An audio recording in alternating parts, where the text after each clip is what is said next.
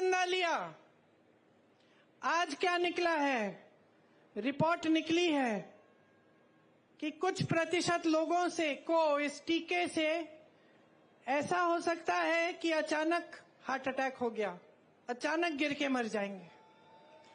कितने नौजवानों को ऐसा हुआ है पिछले 1-2 सालों में, हम सब जानते हैं, मैं खुद जानती हूँ लोगों को जिनके साथ ऐसा हुआ। किसी को पता नहीं चल रहा था कि कैसे ऐसे गिर के मर गए।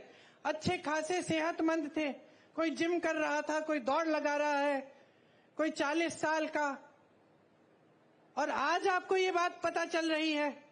और ऊपर से ये बात पता चल रही है कि भाजपा ने इनसे चंदा लिया।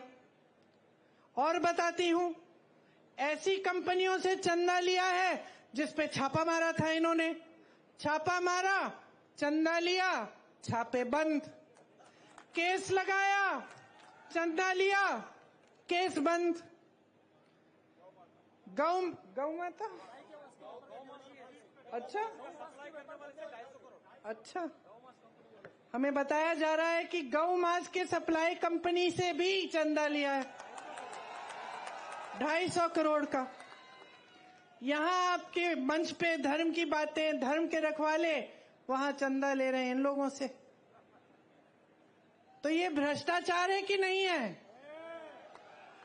इससे बड़ा भ्रष्टाचार आपने कभी देखा है कि सरकार ने भ्रष्टाचार की स्कीम ही बना दी। एक जमाने में भ्रष्टाचार होता भी था तो छुपके चोरी से होता था, अब भ्रष्टाचार खुलेआम स्कीम के तहत हो रहा है, इलेक्टोरल बॉन्ड। और आपको कहने की ये हिम्मत कि हम भ्रष्ट नहीं हैं, कहते हैं कि खुद ईमानदार हैं, बाकी सारे नेता भ्रष्ट हैं। किसी को जेल में डाल दिया है, किसी मुख्यमंत्री को, किसी और को जेल में डाल दिया है, किसी पार्टी का, जैसे कांग्रेस पार्टी के खाते बंद करा दिए चुनाव से पहले कि इनको चुनाव के लिए कोई सुविधा नहीं मिलनी चाहिए। अपनी पार्टी को इस कदर वॉशिंग मशीन बना दिया है, धुलने वाली, जो कपड़े धोने वाली मशीन होती है ना, कपड़ा डालो, गंदा कपड़ा अंदर डालो, निकालो तो साफ निकलता है। इसमें क्या होता है, इनकी पार्टी में नेता चले जाता है, पहले कहते हैं भ्रष्ट है, इसके 70,000 करोड़ का स्कैम है, उसका ये घोटाला है, उसने इतना चोरी किया। फिर कहते हैं आइए, आपका स्वागत, हमारी पार्टी में आइए। जैसे ही वो नेता उनकी पार्टी में चले जाता है तो कहते हैं कि बिल्कुल ठीक, इसने तो कुछ किया ही नहीं है, ये तो साफ हो गया, ये तो बहुत ईमानदार आदमी है। तो ये चल रही है राजनीति देश में आज। चुनाव लड़ने की हिम्मत नहीं हो रही है, लोगों को बिठाया जा रहा है, पैसे खिलाए जा रहे हैं प्रत्याशियों को, मुख्यमंत्रियों को जेल में डाला जा रहा है। तो अब देखिए, आप पर निर्भर है आपका भविष्य। आपको लगता होगा कि ये जो बड़े बड़े नेता मंच पे बैठते हैं ये हमारा भविष्य तय करते हैं। कुछ हद तक ये बात सही है, लेकिन सिर्फ कुछ हद तक। सच्चाई ये है कि आप अपना भविष्य तय करते हो, आपका भविष्य आपके हाथों में है। मेरी बहनें, आप जब वोट डालने जाती हो ना, तो 5 सालों के लिए आपके जीवन में क्या होने वाला है इसका आप ये तय करने जाती हो कि आपके गांव में, आपके परिवार में तरक्की आएगी कि नहीं, इसलिए अपना वोट डालती हो। तो इसको हल्के में बिल्कुल नहीं लेना है। सब पढ़ो, सुनो, जानकारी लो, नेताओं की बातें सुनो, कौन यहां आकर आपकी बात कर रहा है, कौन गंभीर बात कर रहा है और कौन हल्की बात कर रहा है, कौन भैंसों की बात कर रहा है कि कोई चुराएगा, और कौन कह रहा है कि 30 लाख रोजगार आपको दिलवाएंगे। 10 सालों में अगर कुछ किया होता तो ये चुनाव खुशी से उन 10 सालों की कामयाबी पे लड़ सकते थे, लेकिन ये चुनाव इस पे नहीं लड़ रहे हैं। जैसे जैसे चुनाव आगे चला जा रहा है, पहले धर्म की बातें, अब चोरी करने की बातें, पाकिस्तान की बात भी आ गई है। अब जैसे जैसे आगे बढ़ेंगे और ये 1 महीना निकलेगा चुनाव का, तो आप देखते रहना, कोई गांव में बैठा हुआ चाय की दुकान में ऐसी बातें करता तो आप हंस पड़ते। हंसते कि नहीं? अगर कोई कहता कि भाई कोई नेता आके तुम्हारे घर में एक्सरे से तुम्हारे गहने निकालेगा और तुम्हारी भैंस चुरा ले जाएगा, तो क्या कहते? हंसते। अब प्रधानमंत्री वही बात कर रहे हैं तो हंसो ना, हंसो, बोलो ठीक है ये हास्य बात है, प्रधानमंत्री जी हल्की बात कर रहे हैं, हमें अपनी काम की बात सुननी है। और इन नेताओं को मजबूर करो, हमारी तरह मजबूर करो सब नेताओं को, चाहे वो कांग्रेस के हों, भाजपा के हों, किसी भी पार्टी के हों, मजबूर करो कि चुनाव में आपके सामने आए तो आपकी बात करें। इधर उधर की बात जो करता है उसको पहचान लो और अच्छी तरह से अपनी परिस्थितियों को पहचानो। कोई ऐसी सच्चाई नहीं है इस देश में जो टीवी पे ही दिखती है। बड़े बड़े इवेंट, महल, बहुत तरक्की हो रही है, बड़े बड़े लोग महलों में अपनी शादियां करा रहे हैं, उनके लिए एयरपोर्ट भी इंटरनेशनल एक दिन में हो जा रहा है, तुम्हारे लिए यहाँ एयरपोर्ट ही नहीं है।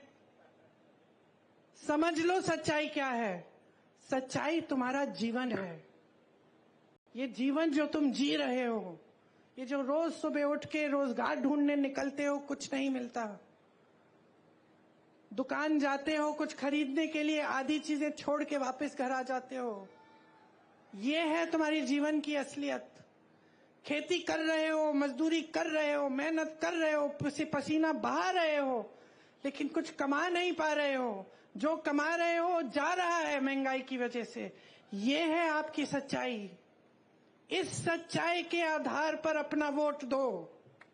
इस सच्चाई के आधार पर, जिस सच्चाई को आप अपने अनुभव से जानते हो, जिस सच्चाई को आप, अपनी बहनें, आपके बच्चे जो जी रहे हैं, जब बच्चे को खाना नहीं दे पा रहे हो, वो भूखा सो रहा है, वो सच्चाई है।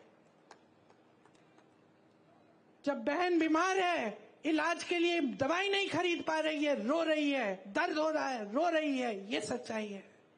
जब बच्चा होने वाला है, अस्पताल इतनी दूर है कि पहुंच नहीं पा रही है, ये सच्चाई है।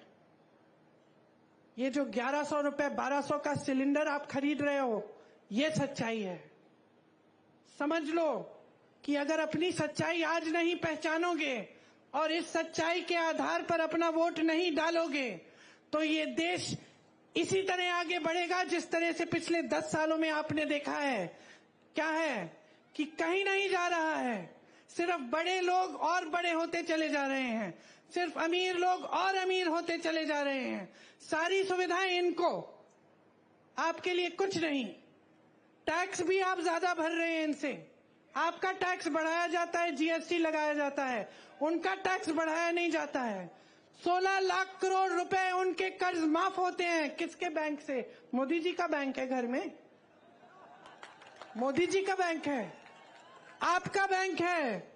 सरकारी बैंकों से 16 लाख करोड़ 22 उद्योगपतियों को माफ किए, और यहाँ किसान रो रहा है, आत्महत्या कर रहा है 10,000 रुपए के लिए, और आपने उसको एक रुपया माफ नहीं किया।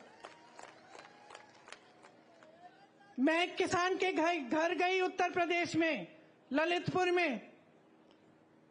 वो खाद की लाइन में खड़े खड़े गिर के मर गया, खाया नहीं था दिनों से। सोचा कि चलो खाद मिल जाएगी, कुछ हो जाएगा काम। 2 दिनों के लिए लाइन में खड़ा रहा, कुछ खाया नहीं, कुछ पिया नहीं, वहां पे गिर के मर गया। एक और किसान के घर गई मैं, 1 लाख रुपए के लिए आत्महत्या की उसने। उसकी बेटी घर आई, उसको मिले अपने पिताजी।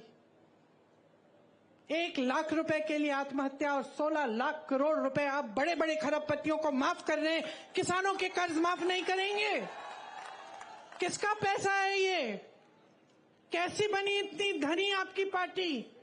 कहां से आया ये सारा पैसा? किसकी संपत्ति है?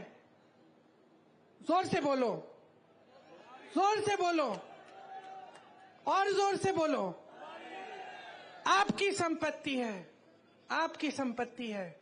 यही संपत्ति है जिससे आपकी सड़कों को बनाना चाहिए था, जिससे आपके लिए पाठशालाएं बनानी थी, अस्पताल बनाने थे, आपको हर सुविधा दिलवानी थी, आपके कर्ज माफ करने थे। जब यूपी के किसानों को गन्ना का बकाया देना था 15,000 करोड़ रुपए, मैं उस समय भी यूपी में काम कर रही थी, 15,000 करोड़ रुपए था उस समय बकाया, पूरे देश भर का था।